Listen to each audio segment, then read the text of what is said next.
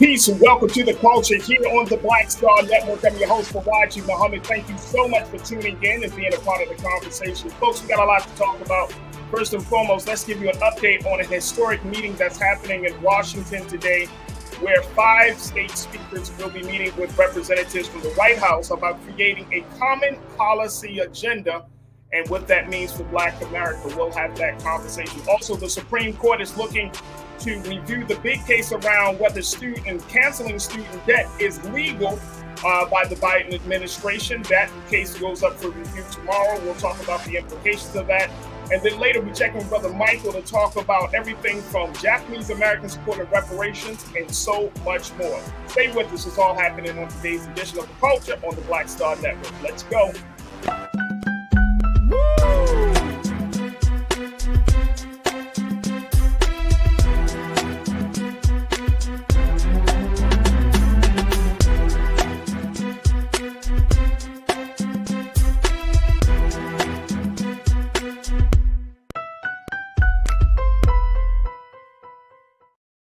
Folks, welcome to the culture here on the Black Star Network. I'm your host, Farajii Muhammad. Thank you so much for tuning in. Folks, let's jump right into it as we have some big conversations. First, want to give you a quick tidbit about an upcoming meeting that the White House has scheduled for 5 Black speakers of state legislatures. Folks, this is a big meeting, and we're seeing a lot of it. We're seeing some movement about some of the issues that are concerned Black America. First and foremost, let me just share with you what this meeting is all about. Take a look at this, folks. This is coming out of the White House, and this was reported earlier today that Julie Chavez Rodriguez, who serves as the director of White House Office of Intergovernmental Affairs and Domestic Policy Advisor Susan Rice, will welcome Speaker Chris Welch of Illinois, Speaker Rachel Talbot Ross of Maine, Speaker Adrian Jones of Maryland, Speaker Joe Tate of Michigan, and Speaker Carl Heastie of New York. Now, according to the White House, these officials and the state speakers will discuss common policy priorities such as economic security, health care, and housing, gun violence prevention, and criminal justice reform, plus voting rights and reproductive rights. Let's check in now with Dr. Jason Nichols, who serves as a lecturer for the Department of African American Studies at the University of Maryland, to give us some insight as to what should we expect from this meeting. Brother Jason, it's always good to have you on. Thank you so much, bro. Oh, you got you on mute, big brother. Oh, there we go. I'm on mute? There, okay. Now you're not. Okay, good to talk to you again. Talk to us a little bit about this situation, this meeting that the White House wants to have with these 5 speakers, Black speakers, historic speakers from these 5 different states. Well, I think it's twofold. I think one, the administration wants to get a little pat on the back. They want for these secretaries of state, these speakers, I apologize, these speakers to talk about what they've already accomplished legislatively, the COVID relief, the Inflation Reduction Act, the CHIPS Act, Science Act, and say how those things have been good for Black America. So I think that they actually want a little bit of a pat on the back, but then I think they want to talk. Hopefully these speakers have gotten an opportunity to huddle up before they actually go into the meeting and can actually present a united front and develop an agenda even before they get to the White House to discuss this with the administration and talk about what it is that concerns Black communities in all of these different states, and not just urban areas, but also rural areas. We know there are rural Black folks, certainly in Michigan. There are rural Black folks in Maryland. And there are certainly urban Black folks in Detroit and Baltimore and places like that. So I think that there's going to be some ceremonial part of this where it's like, hey, Mr. President, thank you for what you're doing. Thank you for supporting diversity within the party. And this is a historic moment during Black History Month. I think that won't be lost on anybody. So they got it in at the last minute on Black History Month to show what the progress that the party is making. But at the same time, I think that these speakers will go forward and say, hey, there are things that need to be worked on, and we're going to need your support for our constituents. But none of these issues seem to be specifically relevant to Black folks in the normal sense, like reproductive rights. That's a big conversation. I mean, all of these things are big ticket items for all of America, not just for Black America. Is there? And I'm wondering the strategy in terms of from the White House and even from the speakers to accept the meeting and have these conversations about how to be on the same page with one another. It's like these are, since they are like cross the board type of issues, what should our expectation be coming out of this meeting? Well, I think there are across the board issues, but some of them disproportionately affect us, like voting rights, like that disproportionately affects Black Americans more than others. I think, again, I understand that this administration is also one of those administrations that talks about, kind of a rising tide lifts all boats. I mean, that was the message that Vice President Harris kind of put out there when she said that she wasn't going to do anything specifically for Black folks, that was just going to benefit Black folks, that I think upset a lot of people. So that's been the approach of this administration. Yeah. You still have to talk about, how it impacts, because these are the speakers for the state. You know what I mean? They are going to talk about things that affect their entire states. Right. But some of these things that are on the agenda affect Black people disproportionately. Like, one of the things that they're going to talk about, which again is going to be kind of a pat on the back thing, is our Republican governor or former Republican governor blocked a lot of the transportation efforts to connect East Baltimore to West Baltimore and to update a lot of the freeways. And that affected a lot of Black folks, getting from one side of the city to another. How are you going to do that? And that also, affects employment and a lot of other things. So I think there's going to be, there's federal funding going towards that out of the infrastructure projects. I think they're going to get a little pat on the back. Ms. Jones, Speaker Jones, is going to say, hey, thank you for what you guys have been doing to remind, the backbone of the Democratic Party, which is Black folks, that they are keeping them in mind and they are working for them.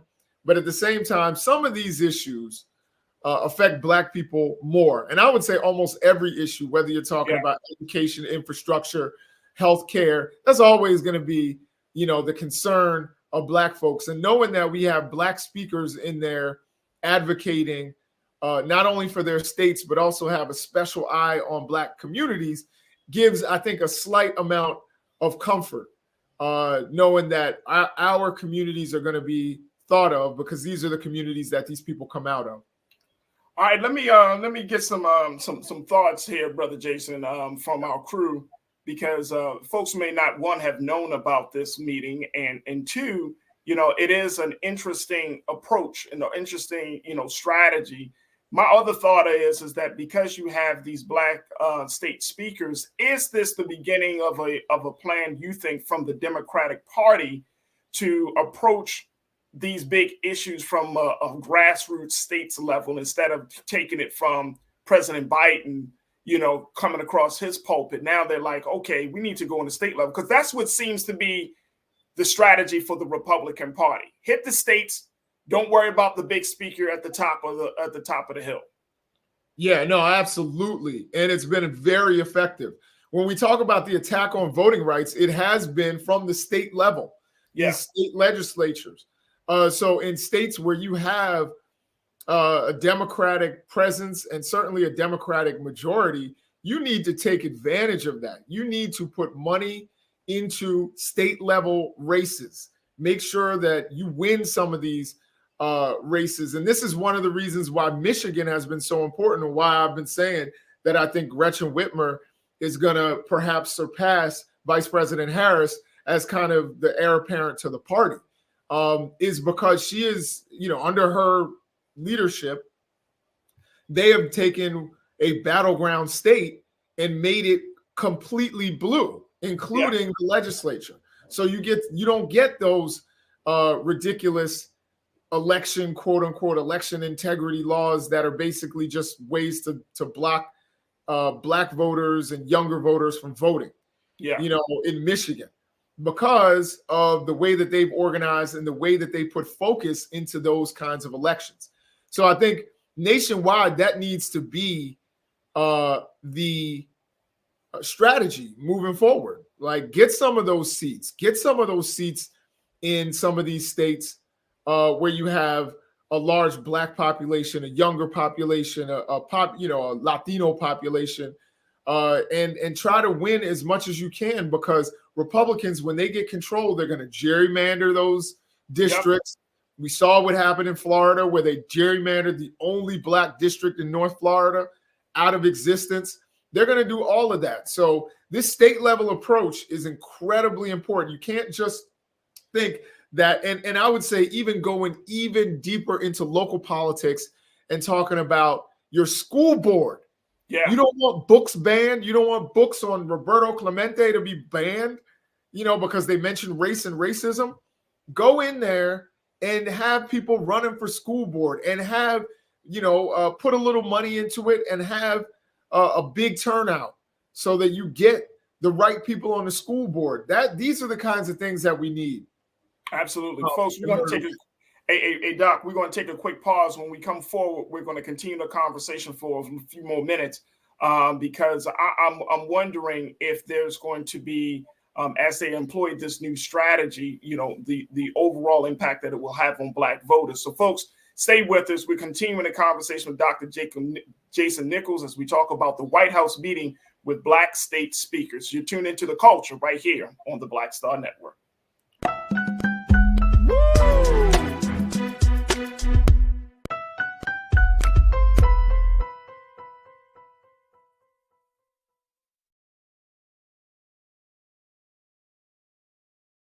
Black Star Network is here. Oh, no punch! I'm real revolutionary right now. Thank you for being the voice of Black America. All momentum we have now, we have to keep this going. The video looks phenomenal. See, this difference between Black Star Network and black-owned media and something like CNN. You can't be black-owned media and be scared. It's time to be smart. Bring your eyeballs home. You dig? When you talk about blackness and what happens in black culture, we're about covering these things that matter to us, speaking to our issues and concerns. This is a genuine people-powered movement. There's a lot of stuff that we're not getting. You get it, and you spread the word. We wish to plead our own cause. Too long have others spoken for us. We cannot tell our own story if we can't pay for it. This is about covering us. Invest in black-owned media. Your dollars matter. We don't have to keep asking them to cover our stuff. So please support us in what we do, folks. We want to hit 2,000 people, $50 this month, raise $100,000. We're behind 100,000, so we want to hit that. Y'all money makes this possible. Check some money orders. Go to P.O. Box 57196, Washington, D.C. 20037-0196. The Cash App is $RM Unfiltered. PayPal is R Martin Unfiltered. Venmo is RM Unfiltered. Zelle is Roland at RolandSMartin.com.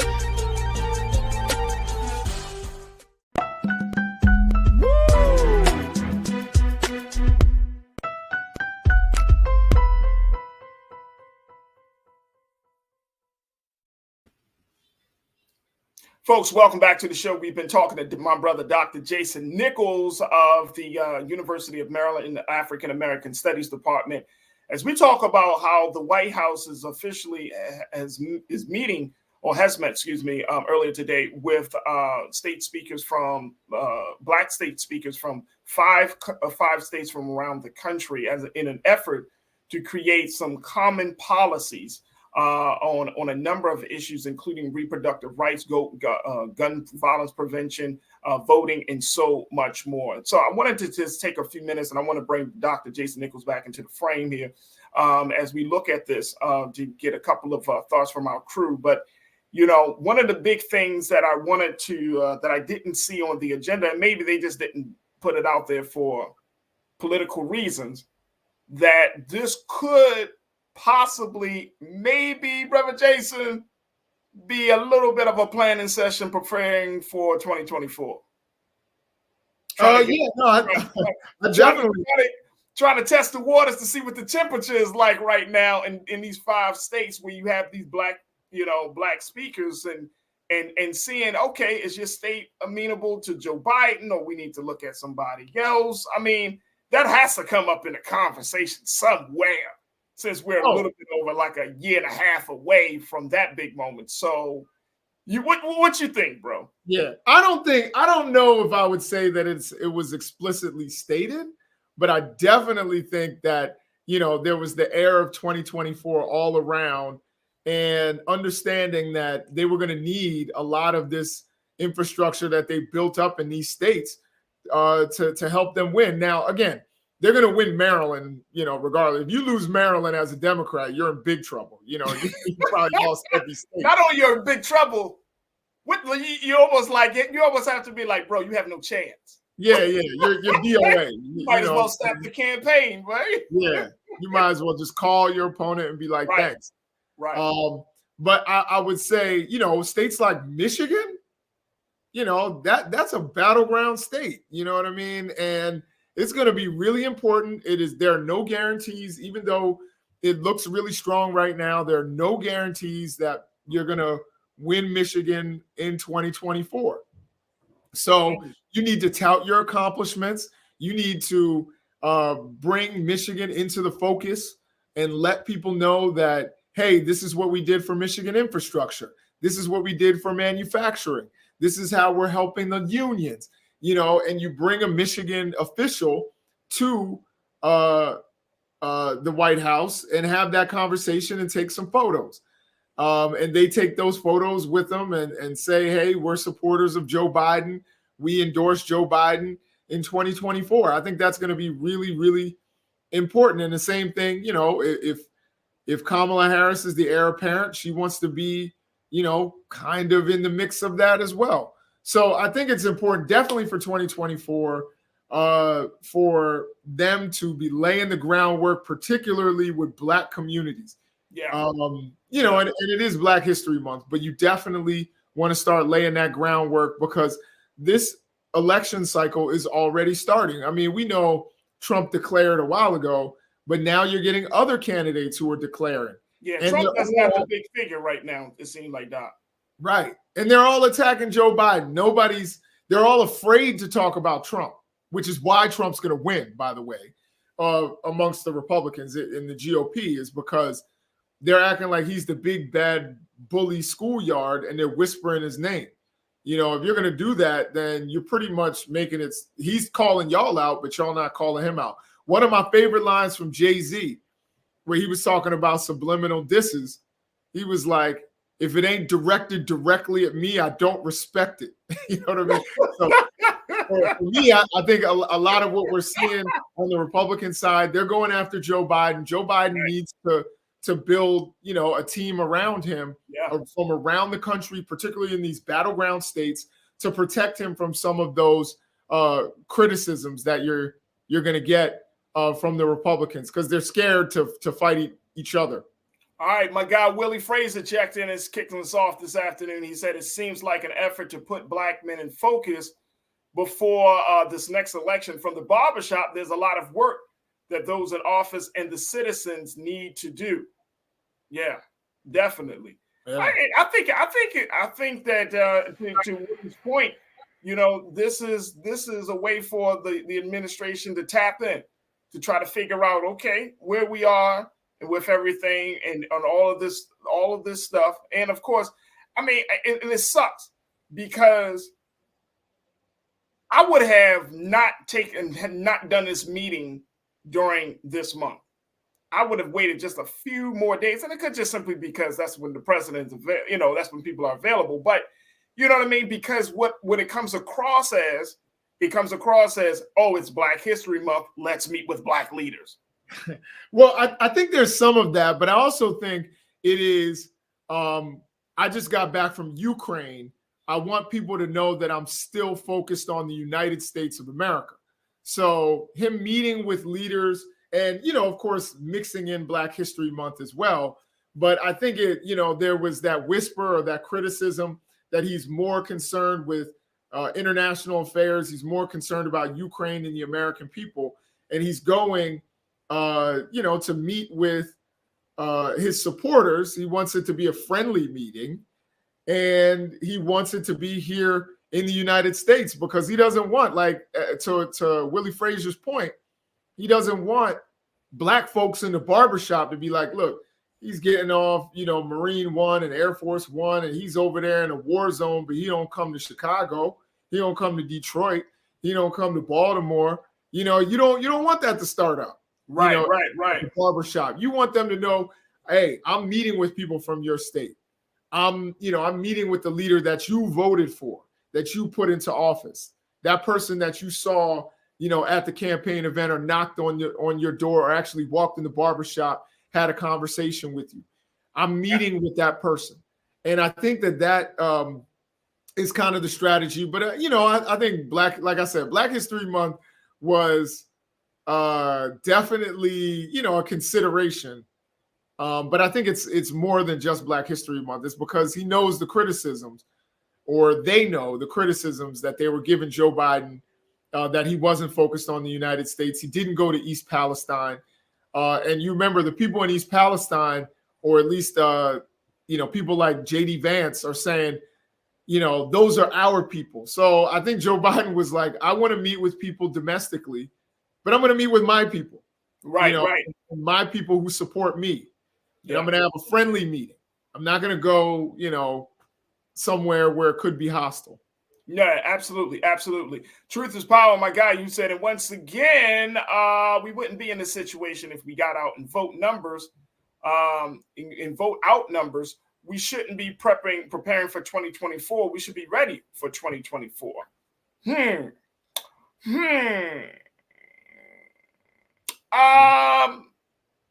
I don't know. A truth is power, my guy. I agree with you in the sense of, we didn't that we wouldn't be in a situation if things were addressed sooner.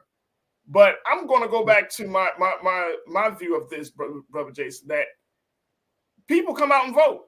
But it's Black folks come out and vote. We vote in big numbers. We vote all the time, and I mean that's not our problem. That really isn't our problem. I don't know if folks need to take a look at some of the voting numbers in terms of go to your respective states or your counties or districts. We come out to vote. Here's the problem. I don't think we should be beating up on Black voters. Black voters take a hit all the time because 9 out of 10 times the candidate that we want don't win. So I don't think it's about beating up on Black voters per se. And I'm not saying you're doing that, truth is power, but I'm just saying the spotlight shouldn't be on Black voters.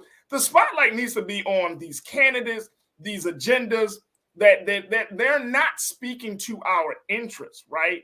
So what is speaking to our interests? Who is going to present an agenda that's going to speak to our interests to get us excited to come out and vote?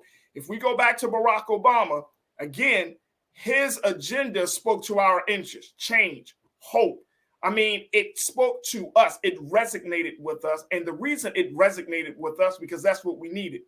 But just talking policy, there was a little bit of psychology and some spiritual, kind of things going on with Barack Obama that we just haven't seen with other candidates. They just come up to us with these issues versus coming to us with, hey, let's be a part of a movement instead of just getting out to vote. Does that make sense, bro? Yeah. I hear what you're saying. I think if we're expecting another Barack Obama, you're going to be waiting a long time. Barack Obama was a once in a lifetime kind of candidate. You know what I mean? I've never seen anybody like Barack Obama before. I haven't seen one since. As far as Black voters, Democrats have been saved in every election and midterm since 2018 by Black folks. Now, what we need to do, I would say Democrats need to do anyway, is to, first of all, start pointing the finger at white women who are voting against their interests oftentimes, particularly if you're talking about reproductive issues and things like that. And we also, and I know some black folks don't agree with me, but I think that Democrats do need to start making overtures to white working class voters, to rural people. That's what Joe Biden was able to do in places like Pennsylvania. He was like, I'm from Scranton. I'm that working class white guy. You saw a little bit of it in Ohio with Tim Ryan and a little bit of it in Pennsylvania with Fetterman, even though he's really not a working class guy. But he was able to kind of talk the talk and dress the dress and all of that. And we need more of that so that the burden isn't always on black folks' shoulders. And we need those working class white folks to also understand that their interests are aligned and tied to black folks. So don't think, that we're this separate kind of thing and we have all these differences when it's working class black folks and working class white folks. We need to build that kind of coalition, but the Democrats need to not take them for granted. Stop trying to use the Obama map, because no one is Obama. That was the problem with Hillary Clinton. She was like, well, I'll just do what Obama did. And it's like, you both eat hot sauce, but that's it. You have nothing else in common. You got to try a different strategy. Absolutely. And I know Truth is Power made the point. Sharon Beasley lost by slim margin. Val Demings lost. Mandela Barnes, Cory Booker. He said, why? Because we did not vote. Let's do the numbers. Would you like them? I'm not saying that they didn't lose, but again, you got to see what did they offer to those black voters in those specific areas. And if those voters felt like their interests were being met with each one of these candidates. But let me just tell you, like in Baltimore, we have over 65% of black city. So if you have a candidate, they're going to have to appeal to black Baltimore because that's the majority. But in some cases, that's not the case. That's not the case. And I mean, the numbers don't always work out that if every single, that vast majority of black registered voters come out, that they're going to naturally win. It doesn't always work out like that. We got like 30 seconds. Go ahead, Doc. Let me just make one point, and that is, if we look at the numbers, about 15% of Florida is black. So if every single black voter, and we know that there were efforts to keep like the formerly incarcerated from voting and others who could sway elections, but if every single black voter in Florida voted for Val Demings, she still wouldn't have been close. And I wouldn't blame those losses on black folks. I think black folks got out and voted in large numbers. You could make an argument maybe about Wisconsin because of the voter suppression efforts.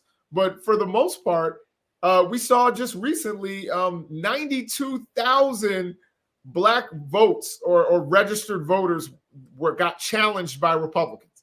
They are trying to suppress black votes.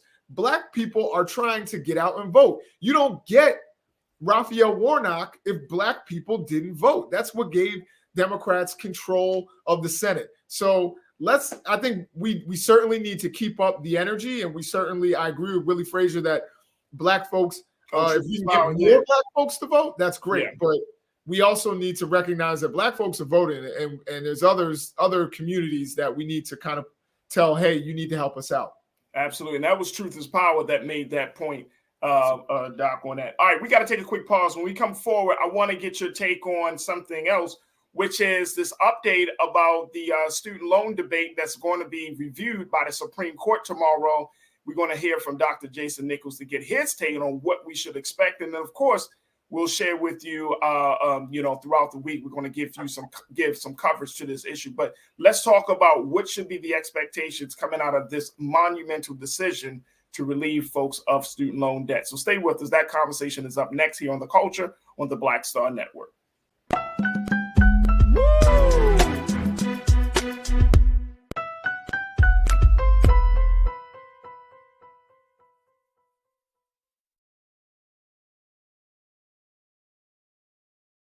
Hatred on the streets, a horrific scene, a white nationalist rally that descended into deadly violence. White people are losing their damn minds. angry pro-Trump mob storms the U.S. Capitol. We've seen shots. We're about to see the rise of what I call white minority resistance. We have seen white folks in this country who simply cannot tolerate black folks voting. I think what we're seeing is the inevitable result of violent denial. This is part of American history. Every time that people of color have made progress, whether real or symbolic, there has been what Carol Anderson at Emory University calls white rage as a backlash. This is the rise of the Proud Boys and the Boogaloo Boys. America, there's going to be more of this. Here's all the Proud Boys, guys. This country is getting increasingly racist in its behaviors and its attitudes because of the fear of white people. The fear that they're taking our jobs, they're taking our resources, they're taking our women. This is white fear.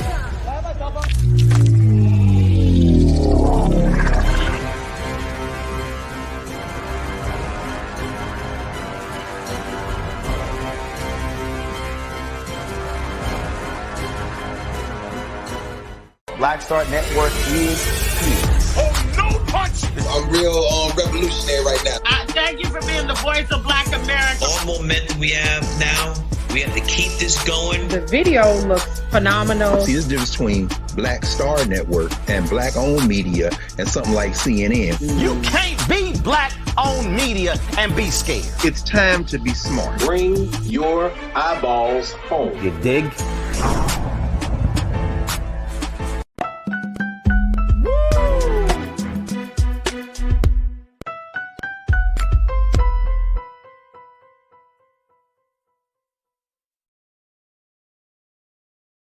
Folks, welcome back to the show. We're continuing our conversation with our contributor, Dr. Jason Nichols, who is a lecturer from the African American Studies Department at the University of Maryland. And Doc, I want to get your take on a big case that's coming before the Supreme Court tomorrow, which is the case around student loan debt. This is the case that that many people are saying, well, some, not going to say many, some folks are saying is unconstitutional, essentially illegal for President Biden and his administration to even pull off a plan to relieve millions of people of student loan debt. Now, take a look at this. This is coming out of the New York Times. Here's the word about this case, folks, that on Tuesday, tomorrow, the Supreme Court will hear arguments about President Biden's plan to eliminate up to $20,000 in federal student loan debt for most borrowers at an estimated cost of $400 billion. Mr. Biden's plan, announced in August, has been blocked by legal challenges preventing the government from canceling any debt for the 26 million borrowers who have applied for the relief. Now, the White House insists its approach, which bypassed Congress and relies on a 2003 law, the HEROES Act, that allows the education secretary to grant relief in times of national emergency, is legally sound. The actions that Mr. Biden has directed Education Secretary Miguel Cardona to take fall comfortably within the plain text of the act, the administration argued in a legal filing to the court.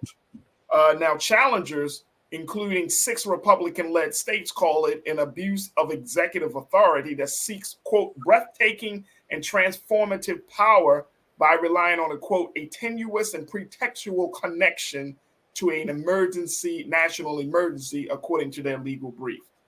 Let me just show that this is the piece from the New York Times about the challenges for student loan debt cancellation. It goes to the Supreme Court tomorrow. I ain't no lawyer. I just played one on TV. No, I ain't no lawyer, Doc, but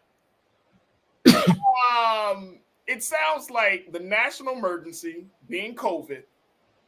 It sounds like COVID, which is one of those situations that it wasn't like a flood or it wasn't like a natural disaster. It was a situation that affected the workplace, that affected the economy, right? We all know that. Businesses, individuals, families, all of that. And so Biden doing this during that period of time, it seems like it would fit. It seems, now again, I know that that's the burden of proof that the president's legal team is going to have to prove, say, no, this isn't a national emergency. We did it because it helps to relieve. Like, you can't talk about giving the child tax credit and all of these additional subsidies to families and to businesses, the PPP situation, and then you're talking about relieving debt, which not connected to a national emergency, when debt itself is an economic issue. I'm not understanding. The math ain't math in here, Dr. Jason Nichols. Like, what that's first and foremost, do you think that the challenges to this case, because now it's going to the Supreme Court, do you think they got something to stand on?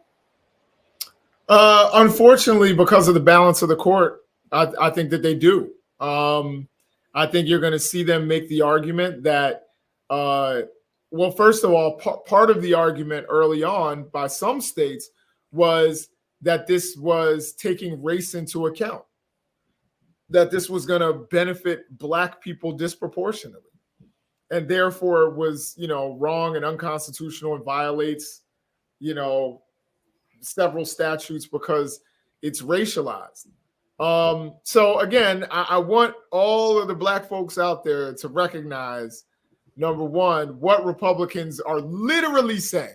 You know what I mean? They don't want to help you. They don't want all those Black women who are among the most educated populations out there and accrue a lot of debt, in part because they go to school later too. So, we really, really should be backing the administration and what they're trying to do. I honestly think they're going to lose this challenge, even though I agree with you that it's legally sound. There's no question the HEROES Act exists. And, it's pretty much, we know that COVID was a national emergency. And it makes perfect sense. We want people to be able to buy homes. We want people to be able to start their lives. Instead, people are going to fight against this. And I think it's really, really problematic. It's so problematic that it adds to the already, divisive partisan space that we find ourselves in, right? Now, my question to you, Doc, is for the Supreme Court to look at this case. What do you think is going to be the process for this case? I mean, you're right. This is why, the whole idea of, parties and judges is such a problem, because it takes away from the real issue, right? It takes the unbiased, it adds bias to the case. But what do you think this is going to be, the process? How long do you think this is going to be, reviewed by the Supreme Court before we actually hear something? That's hard to say. I think that, again, you're going to get a lot of advocacy from the people on the court. We have 2 of the 3 left-leaning judges are women of color. So they certainly know. And both of them, if I'm not mistaken, come from working class backgrounds. Right. So they took advantage of scholarships and Pell Grants and all of that, and probably came out of school with heavy debt that took them a while to repay.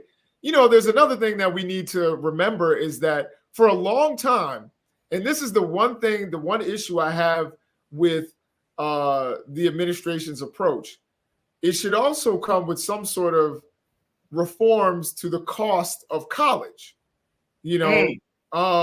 Because there was a time up until the mid 60s, college was pretty much free. Public colleges were free or low cost. It wasn't until Ronald Reagan and a few others who were trying to raise their profile. Ronald Reagan said that the California system should charge tuition in order to keep certain people out. And we know who certain people are. Right. And this is during a time where you had a lot of student activism. This is the time where San Francisco State created its Black Studies program. This is the time where the Panthers were on, just about every college campus in California. They didn't want Black people at UCLA. They didn't want Black people at USC or even at Cal State, Cal State Long Beach or Northridge or any of those schools. They wanted to, maintain it the way it was.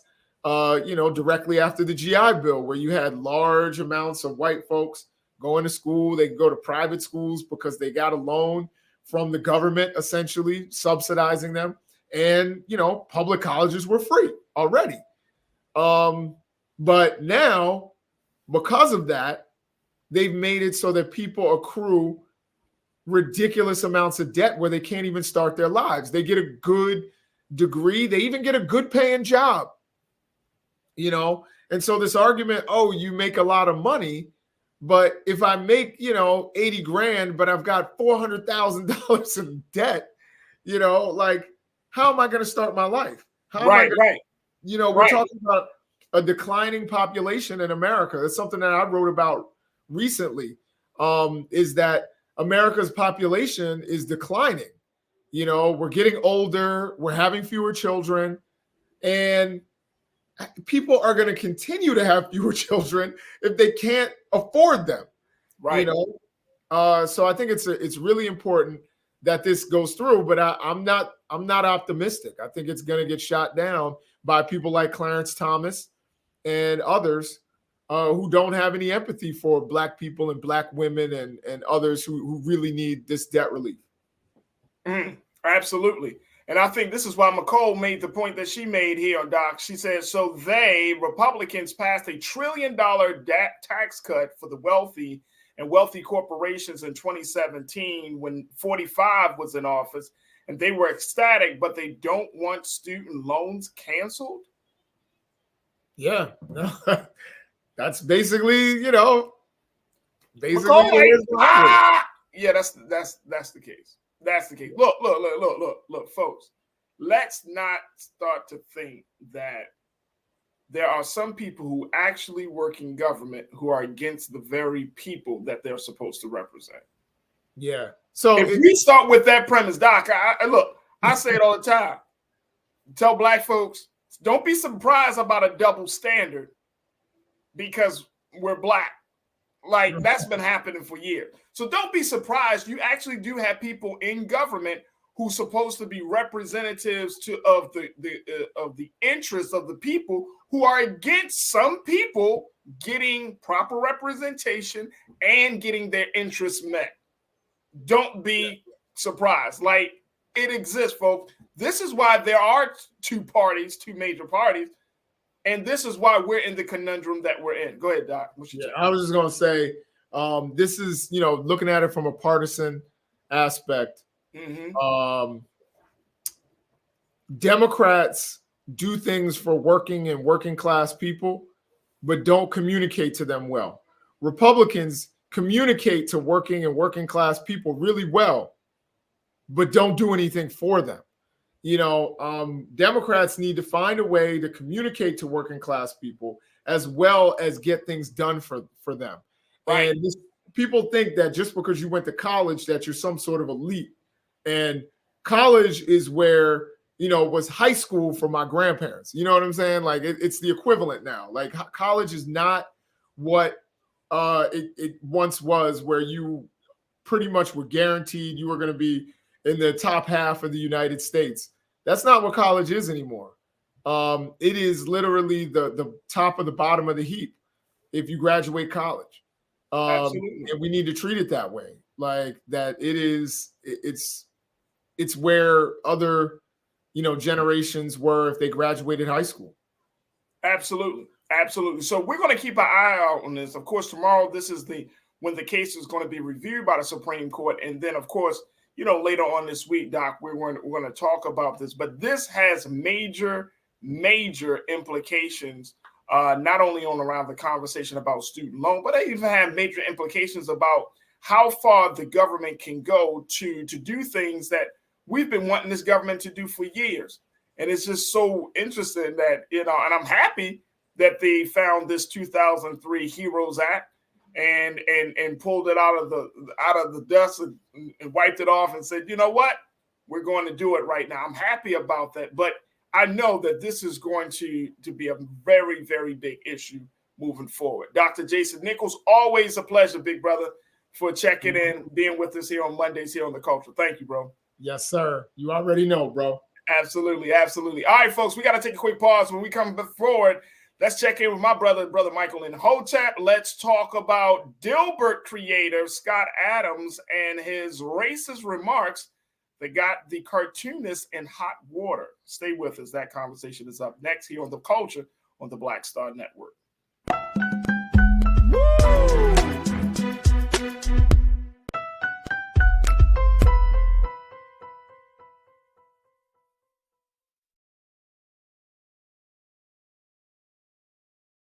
When you talk about blackness and what happens in black culture, we're about covering these things that matter to us, speaking to our issues and concerns. This is a genuine people-powered movement. There's a lot of stuff that we're not getting. You get it, and you spread the word. We wish to plead our own cause.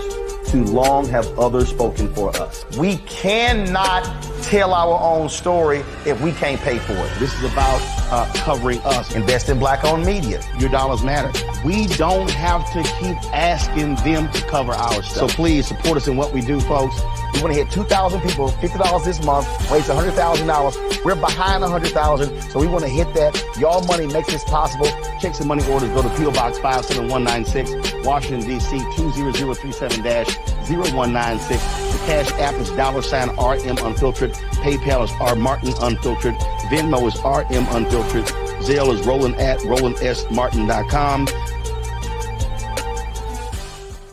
Black Star Network is here. Oh, no punch! I'm real revolutionary right now.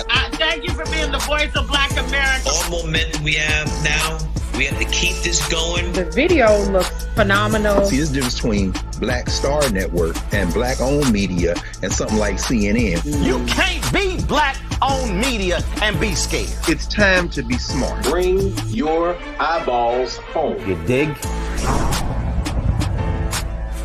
Hatred on the streets, a horrific scene, a white nationalist rally that descended into deadly violence. White people are losing their damn minds. An angry pro-Trump mob storms the U.S. Capitol. We're about to see the rise of what I call white minority resistance. We have seen white folks in this country who simply cannot tolerate black folks voting. I think what we're seeing is the inevitable result of violent denial. This is part of American history. Every time that people of color have made progress, whether real or symbolic, there has been what Carol Anderson at Emory University calls white rage as a backlash. This is the rise of the Proud Boys and the Boogaloo Boys. America, there's going to be more of this. There's all the Proud Boys, guys. This country is getting increasingly racist in its behaviors and its attitudes because of the fear of white people. The fear that they're taking our jobs, they're taking our resources, they're taking our women. This is white fear.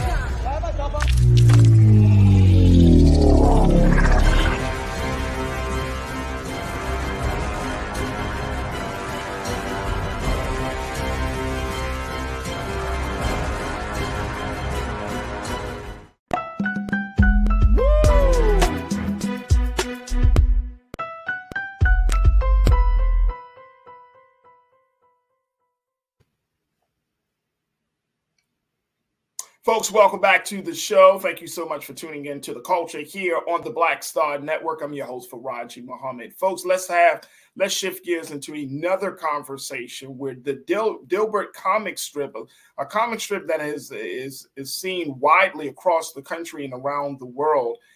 Its creator, Scott Adams, is in hot water for some racist remarks that he made on his podcast show last week, where he told white people to get the hell away from black people. Take a look at this. This is coming from NPR reporting of the story, folks. And this is very interesting, to say the least.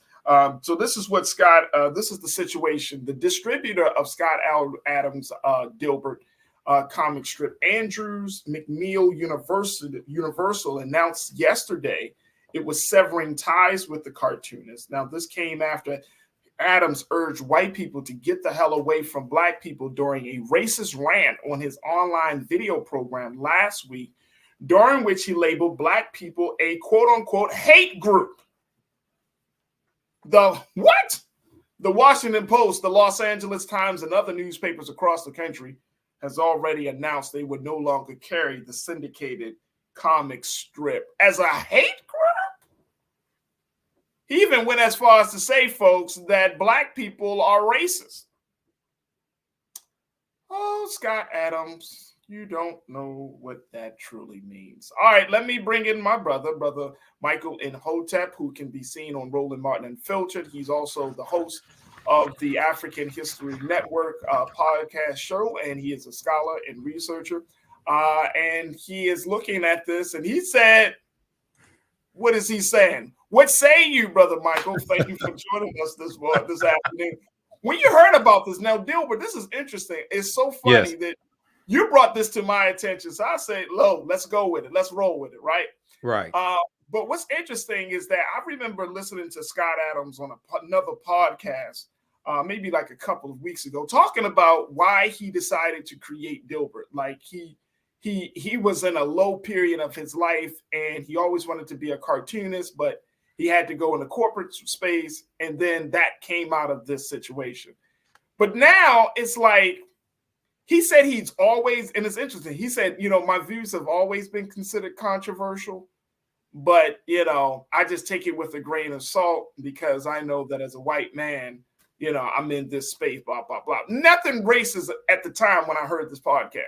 Right. But then to see this, it's like, wow. Okay, you really drunk that Kool-Aid. Now, he is a vocal supporter of Donald Trump, so that's one thing on the record. Mm-hmm. He also is, he goes along with the trope with that is used by conservatives and alt-right folks. It's okay to be white. Now, the big thing that he said was, based on a Rasmussen poll, which is a conservative-leaning poll, that's usually wrong. That usually is an outlier of polls. Rasmussen. Left feet, bro. Nobody that's credible cites Rasmussen. Okay. Nobody that's credible in the media cites a Rasmussen poll to then justify controversial statements. They don't do that. Okay. What the crazy? Fox News. Fox News. I've actually heard them. Fox News Network uses Rasmussen. Of course. Coup Plotter TV. Of course they use Rasmussen. But they're the #1 cable network too. So that shows you how many stupid ass people there are in America to watch Fox News. And then 74 million of them voted for the traitor-in-chief, Donald Trump. And then you just had a Fox News reporter say he wants to talk about the Dominion lawsuit against Fox News. He's been told by the higher ups of Fox News he can't talk about it. The $1.6 billion lawsuit by Dominion for all those lies Fox News, Coup Plotter TV told. 1.6 billion. Yeah, 1.6 billion. Yeah, $1.6 billion lawsuit could bankrupt Fox. I hope it does. Hope it does too. All right, so what say you on this piece around? What was it about this story? Because this is just a story. Is this just a story of a white man that's showing his racism, or is there something else? Well, I think it's something else because Elon Musk came out and defended him. Okay, so wait a minute, the chief in tweet, right? Exactly. Elon Musk, Twitter CEO, tweeted that the media previously, quote, was racist against non-white people. Now they're racist against whites and Asians. Okay, end quote. Okay, so he wants to make Asians. Hold on, let me make sure. I want to make sure that our watchers. It's in the. You have the article from the Associated Press. Yes, I got it. Okay, and then you can pull it. It's in that article. You can pull it up, page 2, and then also probably in the Washington Post article, but the one from Associated Press, yeah, it's in there. So I talked about this last night on the African History Network show. I posted the full video of Scott Adams' comments on my Instagram page and my YouTube channel, Michael Imhotep, IMHOTEP.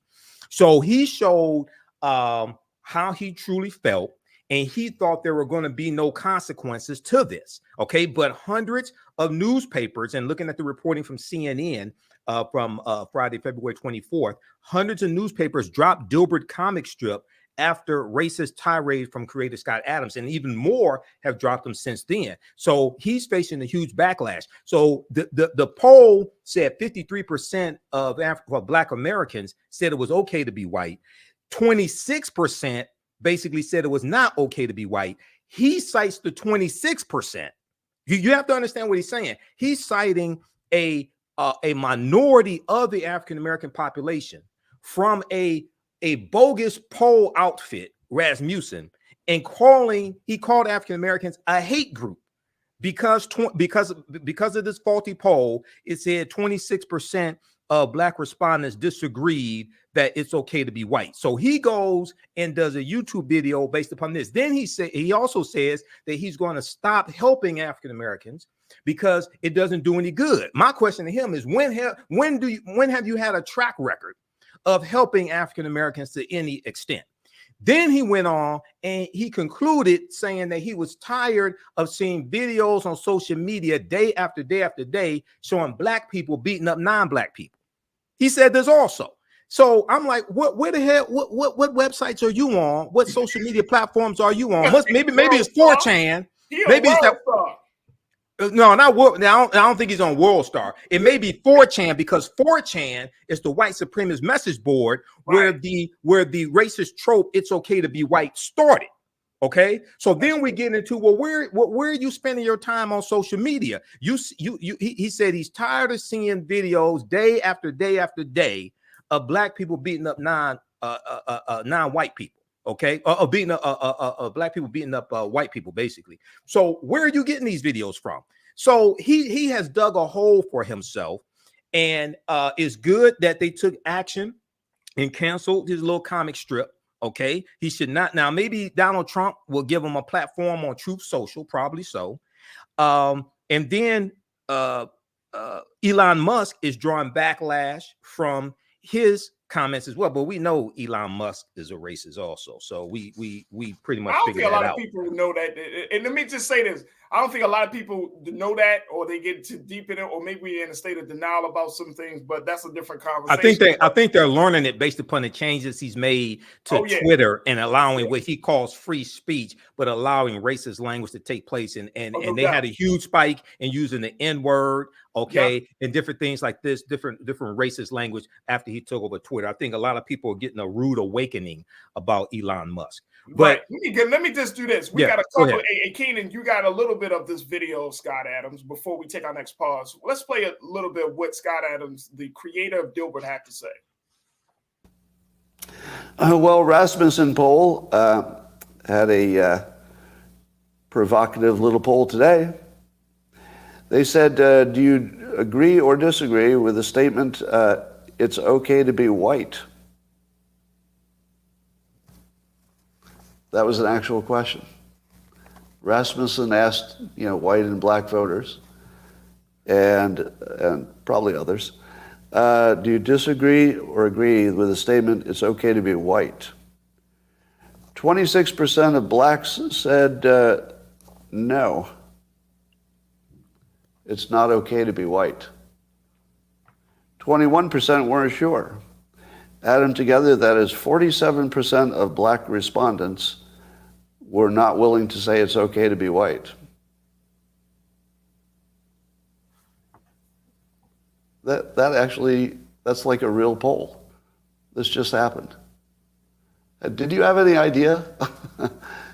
Would you have imagined that could have happened?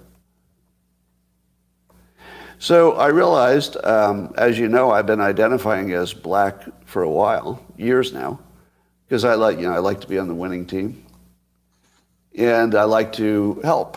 And I always thought, well, if you help the Black community, that's sort of the biggest lever. You can find the biggest benefit. So I thought, well, that's the hardest thing and the biggest benefit. So I'd like to focus a lot of my life resources in helping Black Americans. So much so that I started identifying as Black to just be on the team I was helping.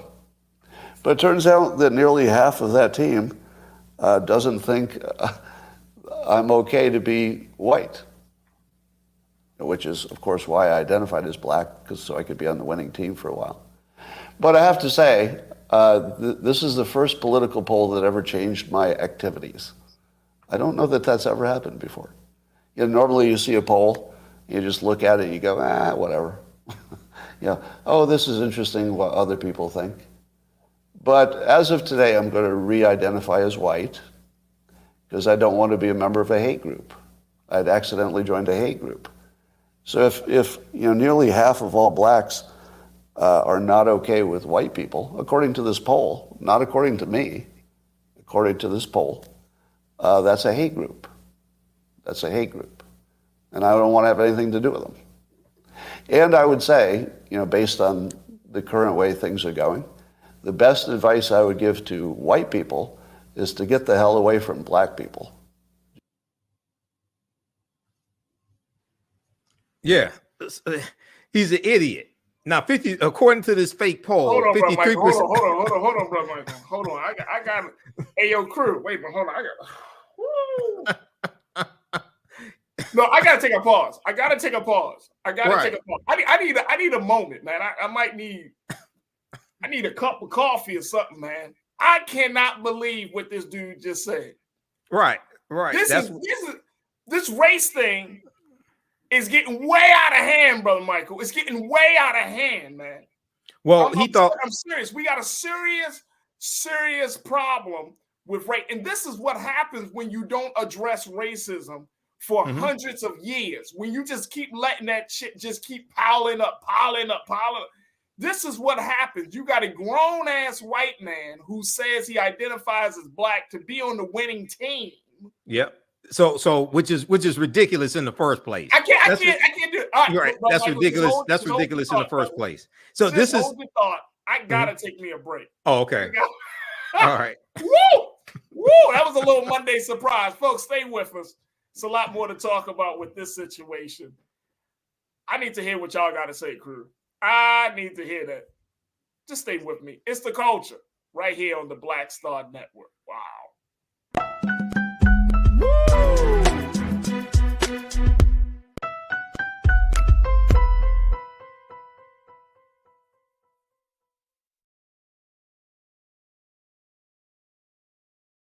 Folks, Black Star Network is here. Oh, no punches! I'm real revolutionary right now. Support this man, Black Media. He makes sure that our stories are told.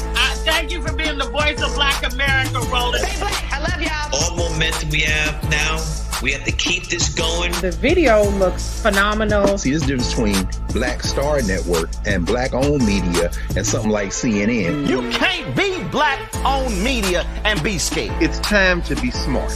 Bring your eyeballs home. You dig? Pull up a chair. Take your seat. The Black Tape. With me, Dr. Greg Carr, here on the Black Star Network. Every week, we'll take a deeper dive into the world we're living in. Join the conversation only on the Black Star Network. Hi, I'm Dr. Jackie Hood Martin, and I have a question for you. Ever feel as if your life is teetering and the weight and pressure of the world is consistently on your shoulders? Well, let me tell you, living a balanced life isn't easy. Join me each Tuesday on Black Star Network for a Balanced Life with Dr. Jackie. We're all impacted by the culture, whether we know it or not. From politics to music and entertainment, it's a huge part of our lives, and we're going to talk about it every day right here on The Culture with me, Farajii Muhammad, only on the Black Star Network.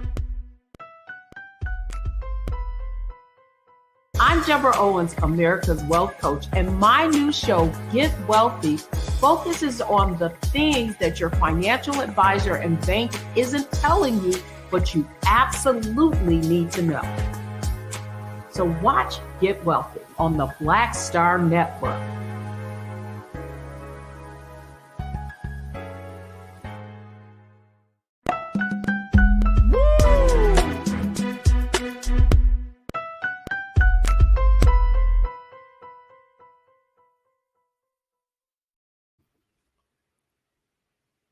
All right, folks, welcome back.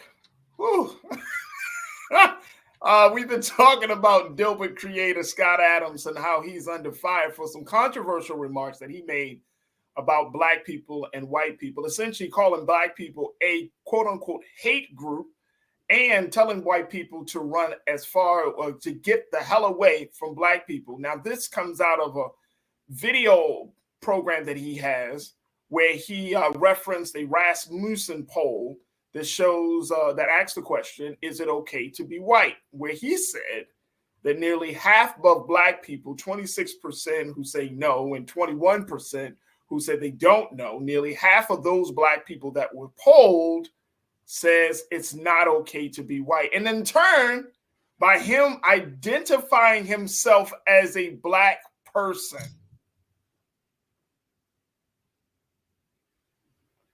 that he doesn't want to be associated or a part of any group of people that is not a winning team. Let me bring my brother back, Michael Imhotep, host of the African History Network. And look, I'm really, and you know, we can laugh and we can kind of like, what is going on? But the race question, brother Michael, the race issue in this country, you know, when you see this, when you see racial dolezal, the race issue is gotten so bad in this country where we become delusional, that we become this other thing. Like we just. Well, the two quick things here. Rachel Dolezal actually did civil rights work that was applauded by people in the civil rights community. Now, she pretended to be white. She pretended to be African American when she was white. That's fine. She did the work, but she identified herself. Right. As a Black woman. But she did try to look like a Black woman. He didn't try to look like a Black man. He just white people could do civil rights work. Right. Oh, absolutely. We know that. But that's nothing different. But this guy, he's like, he identified as a Black person. Now, I never heard of him doing that before. But here are a couple of things. So this is the Donald Trump effect, where some white people feel they can say whatever they want to say without repercussions and consequences. Okay, I'm gonna be honest with you. Can I jump in real quick, bro, Mike? Yeah, you help me, because I need you to be my therapist right now. I need you to help me. I need you to help me to understand. Like, you could say whatever you want. I'm still at the fact that how is he able to publicly and confidently say, I identify as a Black person? Right. Just stupid. He's stuck on stupid. Okay. And then he chooses to identify with a Black person as being Black. But then he also said that he's used his resources, things like this, to help African Americans. So now, if you have a history of using your resources to help African Americans, then you would meet a lot of them who are not against white people. For you to quote a fake poll like this, and then say you have a history of using your resources to help African Americans, that's a contradiction. Because if you actually have that track record, then you would meet a lot of African Americans who are okay with white people. They just don't like white supremacy and racism. They're against white supremacy and racism. Instead of just taking it from a poll and then automatically saying, I am from this day forward, am now no longer going to identify as a Black person. I'm going to identify myself as a white person because I don't. Instead of just, first and foremost, bro, you don't have, where are the receipts? Where is your track record? Where is I want to see proof that you have been, quote unquote, in Black spaces helping Black people? Where are those receipts? Second of all, like, why do you the thinking of, and this is really what I'm getting at, because the thinking that if I join them, I'm gonna help them, like I'm an asset to them. Well, you're a cartoonist. Well, it depends, you know, workplace culture from a white man's perspective. Right. Once again, you know, African Americans, we've always had allies of different races, different ethnicities throughout our history, whether it's the abolitionist movement during slavery, whether it's the civil rights movement, whether it's people like Viola Louisa, whether it's Reverend James Reeb, things like this, whether it's Goodman and Schwerner. Even during the modern day civil rights movement, there were white allies in the modern day civil rights movement. When you look at the Black Power movement, you look at the Black Panthers working with the Brown Berets, you look at them working with radical white groups, things like this, because the Black Panther Party for Self-Defense, they were not against white people, they were against white supremacy and racism. So when you study our history, we've had allies. With him, I don't know what the track record is that he's citing. But the other thing is something that's important. I didn't get a chance to talk about this in the first segment. He said his advice to white people would be to get the hell away from black people. Okay. But now, partly I agree with him on that. And what I mean by that, if you're talking about some white people who are white supremacists, who want to commit hate crimes against African Americans, who want to falsely call the police on us for sleeping while black, or we're in the library studying, mind our own business. They don't think that we're supposed to be there, or different instances where you see we're just doing our job, mind our own business, and some white people want to call the police on us. Okay, those white people need to leave us the hell alone. If you don't like us so much, leave us alone.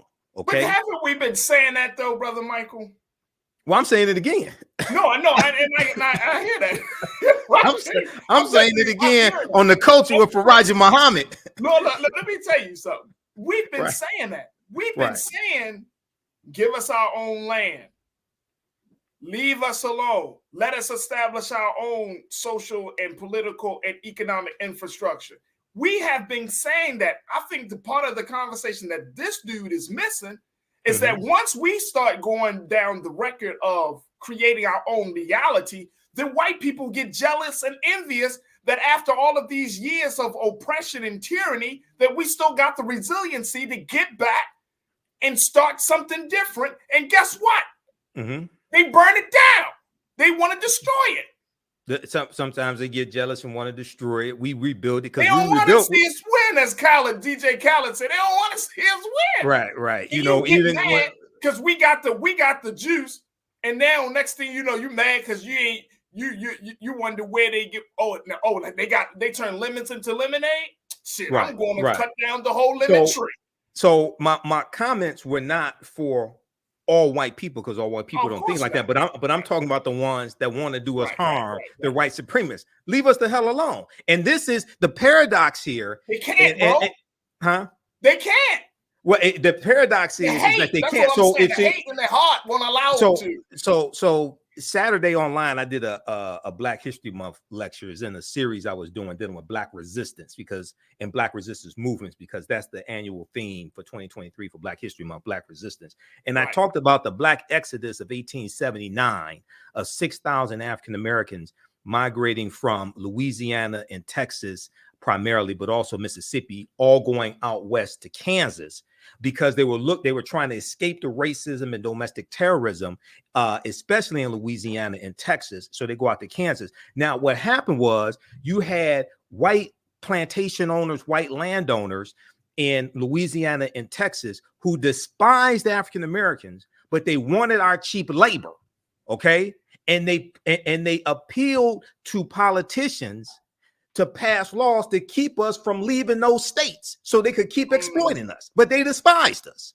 Okay. If people go to the National Park Service, and look at they're called, they have a section called Exodusters, EXODUSTERS. They were called Exodusters. It's referred to as the Black Exodus of 1879. Okay. So this is the paradox. You hate us, but you want to exploit us. Okay. So you have that part. And so they need to leave us the hell alone, those that think like that. And then this is part of the Trump effect, where Trump has unleashed a lot of hatred in some white people to make them think they can do whatever they want to do. This is white privilege, white supremacy. They make them think they can do whatever they want to do, say whatever they want to say without any consequences. All right. And then hide behind free speech, because that's what he's saying. That's what Scott Adams is saying now. These newspapers, they're against free speech, things like that. No, free speech, there are limitations on free speech. When you put out messages that are hateful, there are limitations on that. You can't just go out and say whatever you want to say. So he messed around and found out. That's what I posted on the YouTube video, because I posted his rant, and that now he toward the end of his video, and I have it on my YouTube channel, Michael Imhotep. He said that for African Americans who are going to college and trying to better themselves, things like this, he kind of made a caveat. He wasn't really talking about that. He was talking about others. Okay, that's in the video also. But this is just stupid. But all these newspapers did the right thing to cancel him. They did the right thing. He messed around and found out. He did. Now, I went very quickly before we take our next pause. I want to get some comments in from my crew, because folks are checking in and they've been trying to figure out what I'm trying to figure out. It's like, dude, what are you talking about? Tiana, you say, where's the Sandman when you need him? Talking about the iconic character, the Sandman from Showtime at the Apollo. Right. I used to love watching that show on Saturday nights. I'm telling you, the Sandman came out there. Right. Terrible. There it is. Thank you, Tiana. Rodney, checking in. You said he sounds like a fool. He sounds like a complete fool. Yes, absolute fool. Rodney, thank you. Sandra, checking in. Sandra, you say, I cannot believe what I just heard, and he thinks he makes sense. That's the problem. Well, the reason why he thinks he makes sense, it probably is because of the people he spends his time with think the same way he does. So it's negative reinforcement of a stupid ass mentality. Tell me, there's a group of white people out there in America who I want us to parse this a little bit. There's a group of white people in America who identify as black because they want to be on a quote unquote the winning team. I don't know if I'm not saying they identify as black. I'm not saying they identify as black because they want to be on a winning team, but they will think the same thing from this poll from Rasmussen, and they will say, stay the hell away from black people. Okay. Wait a minute. If you identify as black, if you say, I want to be a part of this community, all it takes for you is one poll, and then you say, I'm ghost, I'm gone, I'm done. It takes one poll. But according to this fake poll, the majority of African Americans say it's okay to be white.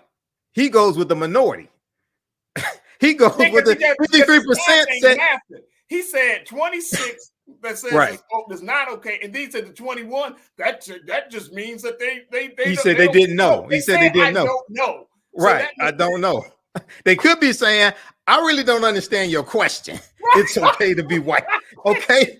They could be saying that. So he goes with the minority and makes this and then labels African Americans as a hate group.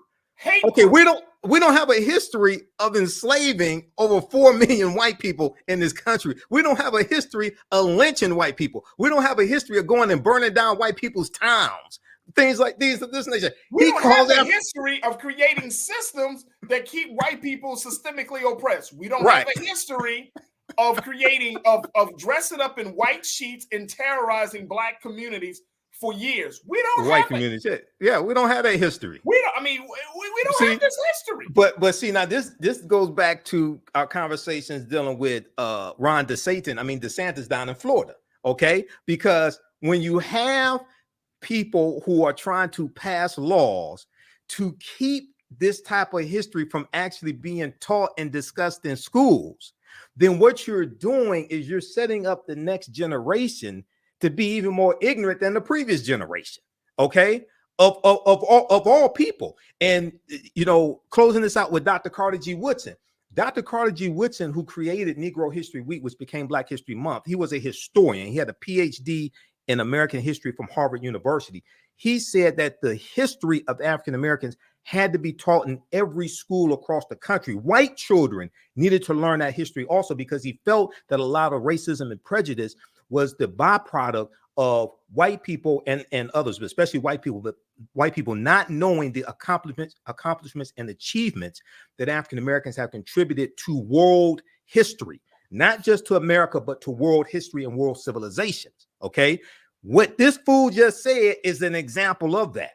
And this also ties into critical race theory, because critical race theory is created in the late 1960s to study the laws and policies put in place and to look at why African Americans were not able to make as many advancements as they should have been able to make after the civil rights movement. It's because of the laws and policies that have been put in place, systemic racism.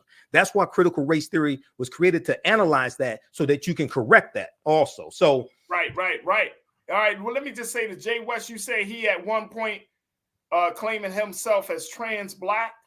And I think we need to, and I think we need to have a whole different conversation about being trans Black. Mm-hmm. You know what I mean? That you can kind of come in and out of these spaces when you see fit based upon your convenience and based upon the climate. So, Jay West, I appreciate you for putting that out there. And you're absolutely right. All I'm going to tell Scott Adams is shut up and draw. Shut up and draw. Nobody's going to read it now. Draw, Scott Adams. I mean, maybe on the white supremacist social media platforms, things like this, but he's been dropped by hundreds of newspapers. They don't want to deal with at this point, all you're going to do is now you can't, well, you can draw all you want. Ain't nobody going to read your pieces and right, and justifiably so they shouldn't. All right, we got to take another pause. When we come forward, hey, Brother Michael, we're going to hear it from you about what's going on with Japanese Americans showing their support and standing in solidarity with Black people in this country around reparations.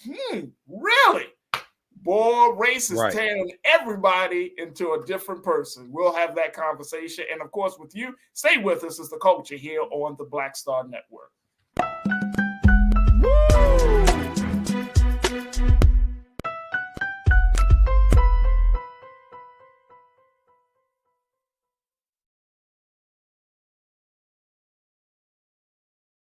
Pull up a chair, take your seat. The Black Tape with me, Dr. Greg Carr, here on the Black Star Network. Every week, we'll take a deeper dive into the world we're living in. Join the conversation only on the Black Star Network. Black Star Network is here. Oh, no punch! I'm real revolutionary right now. Thank you for being the voice of Black America. All momentum we have now, we have to keep this going. The video looks phenomenal. See, there's a difference between Black Star Network and Black-owned media and something like CNN. You can't be Black-owned media and be scared. It's time to be smart. Bring your eyeballs home. You dig?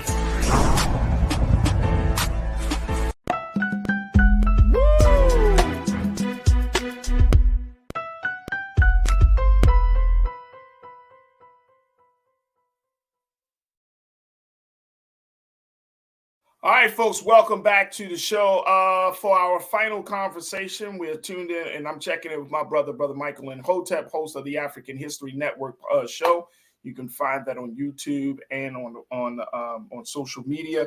But I wanted to have a conversation that Brother Michael, once again, he brought this to my attention, and I'm glad my brother did, where he talked about Japanese Americans and how they are making it clear that because they receive some form of reparations, Black Americans should too. Let me bring my brother back into the frame around this. And Brother Michael, this is very, very interesting. When I read the piece that I saw, I was like, well, it makes sense. And it will I think this will take the conversation to the next level. Let me just share with y'all, with our crew, what folks are saying. Here's it is from AP. This is what's happening now, folks. Take a look at this. From California to Washington, D.C., activists are joining revived reparation movements and pushing for formal government and compensation for the lasting harm of slavery's legacy on subsequent generations, from access to housing and education to voting rights and employment. Japanese American activists in California are studying the landmark report issued by the California's task force and plan to reach out to college students, churches, and other community groups to raise awareness about why Black reparations is needed and how it intersects with their own struggle. All right, Keenan, let's stay right there for a minute. Then we'll share the second quote in a minute. But I want to go to you, Brother Michael, on this. This is very interesting because I remember, Brother Michael, when that conversation, and make sure you're not on mute, big bro. I remember, yes. There we go. When there was a conversation about the violence that was happening, that spate of violence that was happening against Japanese Americans in certain cities like New York City and other parts of the country, Black people, I remember having this conversation on this platform where Black people were like, oh, so the government can address the violence against Japanese.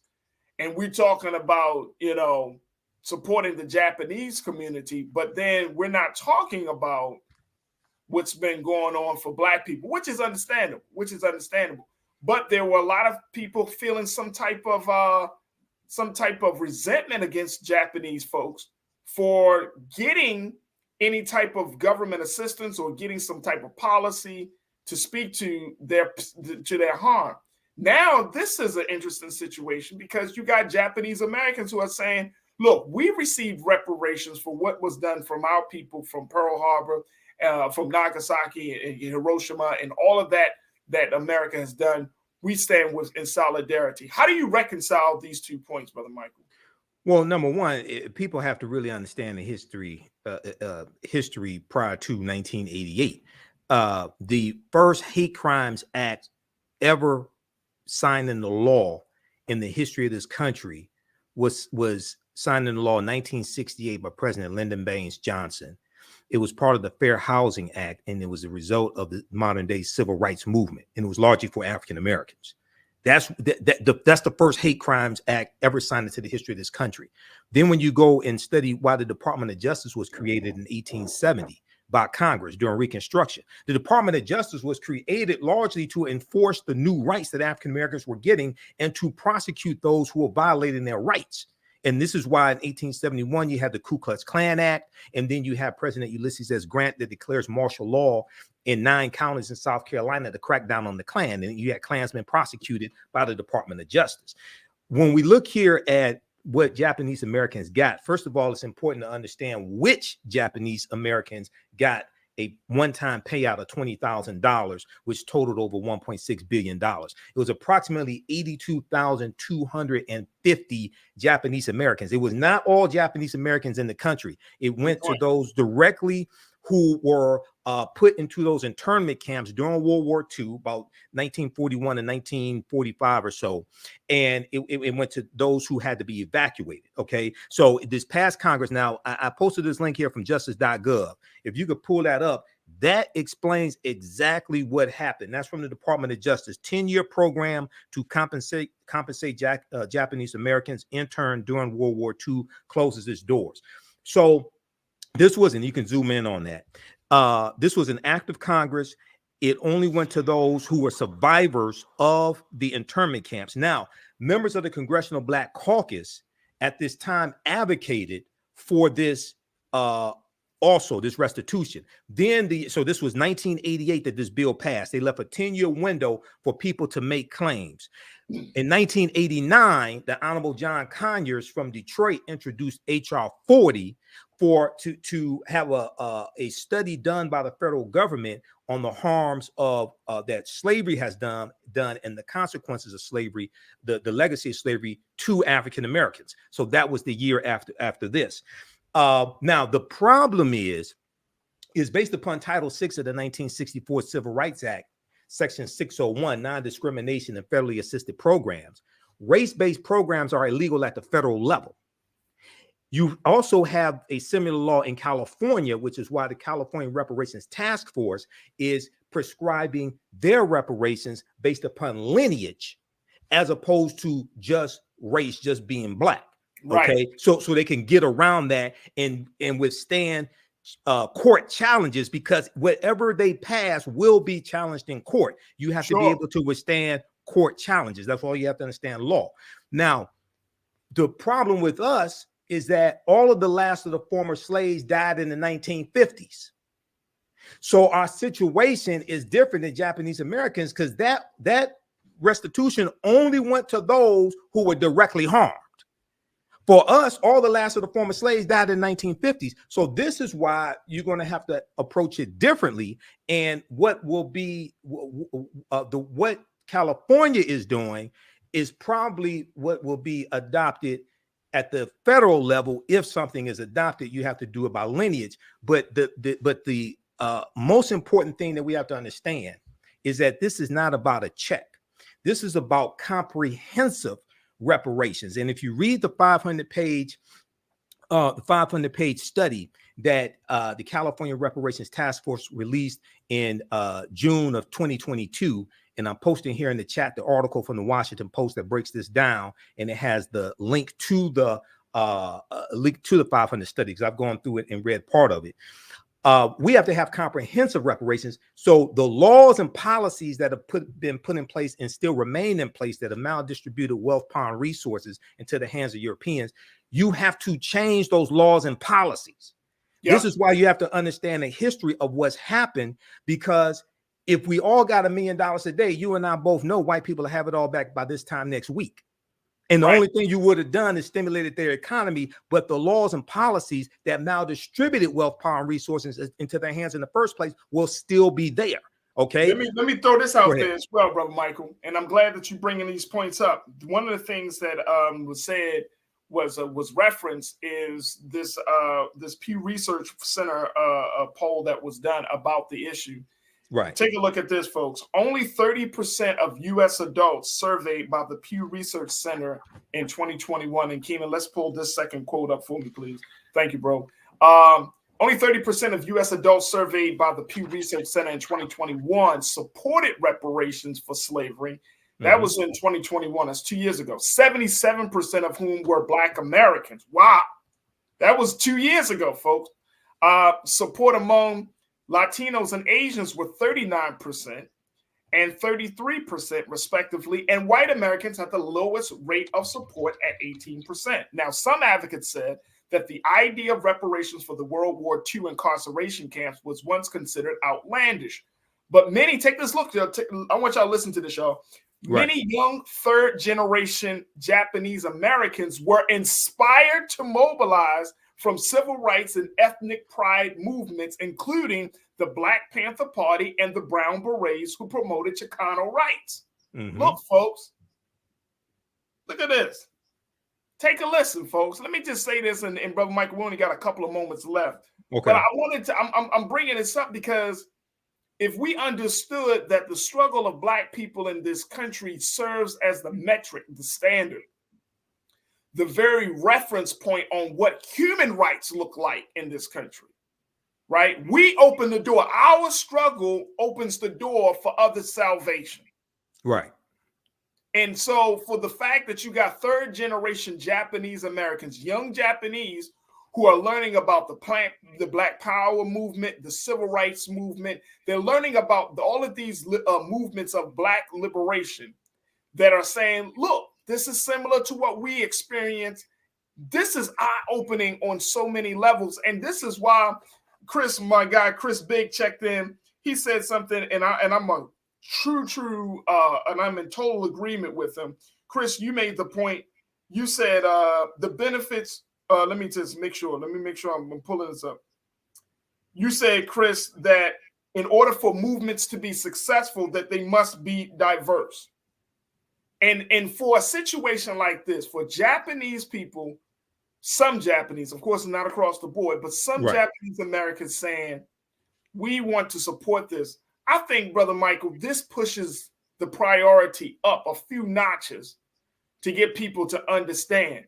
Now, if you got Japanese that are signing on, imagine what would happen if Latinos signed on. Right. Well, yeah. So this is why it's important to understand history and why the history of this country and the history of African Americans has to be taught in all schools across the country. It has to be taught to everybody, because those third generation Japanese are studying history, studying the Black Power movement, also studying the Civil Rights movement. Asian women like Grace Lee Boggs, things like this, who was an ally to the Civil Rights movement. Now, I just posted the link here to an article. If you can just pull this up for a quick second. This deals with how you tie all this together. Racism has cost the U.S. $16 trillion. This was a study by Citigroup Bank. And it laid out three critical areas. And it said they looked at just from a 20-year period of time, from the year 2000 to like 2019. And they said the U.S. economy had lost $16 trillion because of racism.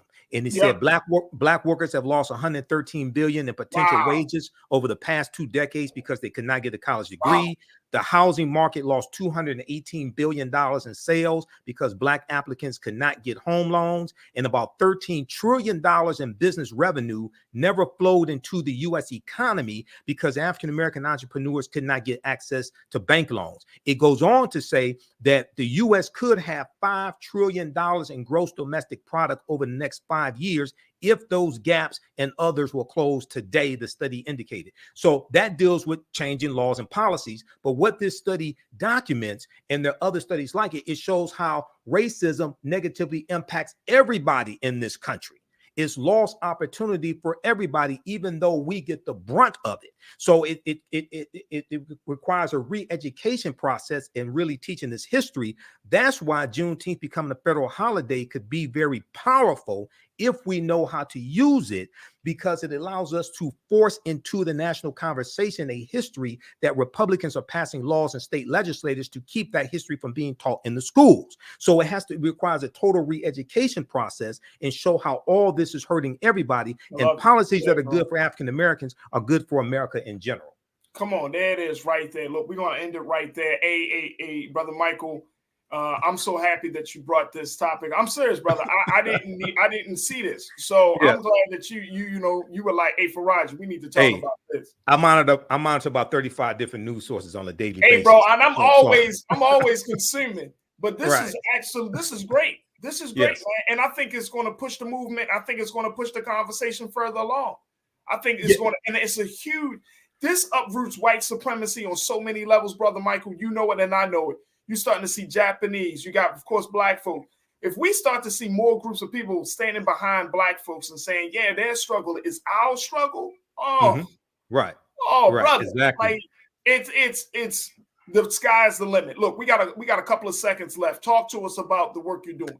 Okay, visit our website, theafricanhistorynetwork.com. We had 2 new 12-week online courses that just started up this past weekend, the weekend before. Ancient Kemet, the Moors, and the Ma'af for understanding the transatlantic slave trade, what they didn't teach you in school, on Saturday, 2 p.m. to 4 p.m. Eastern Standard Time. And then on Sunday, Black resistance movements, Haitian Revolution, the U.S. Civil War, the Civil Rights Movement, and Black Power Movement, 1800 to 1968. So register for both of those classes. We do the sessions live. All the sessions are archived and recorded. You can go back and watch it anytime. Even after the course is over with, you'll still have full access. You can watch it.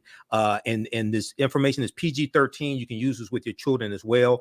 Register at our website, theafricanhistorynetwork.com. There it is, Brother Michael and Hotep. You can see him on Mondays here on The Culture. You can also check him out on Roland Martin Unfiltered. Yeah, on Fridays. And so we're so happy he's able to spend some of his time and most importantly, his brilliance with us. Thank you, Brother Michael. Oh, thank you, brother. Thank you, Farajii. Peace. Peace, brother. All right, folks, that's going to do it for us. I thank each and every one of you for tuning in. I want to thank my crew, Joel Keenan. I want to thank my control room.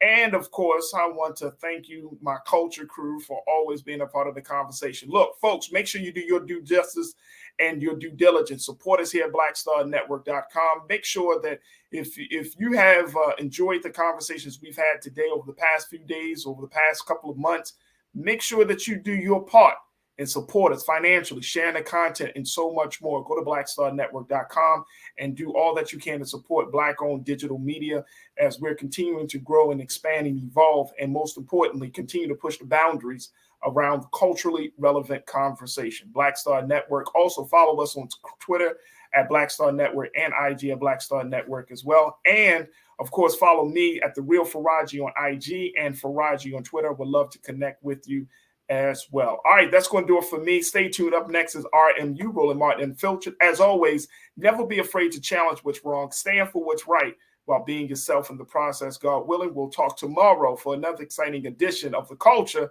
right here on the Black Star Network. Have a great afternoon and evening. Peace.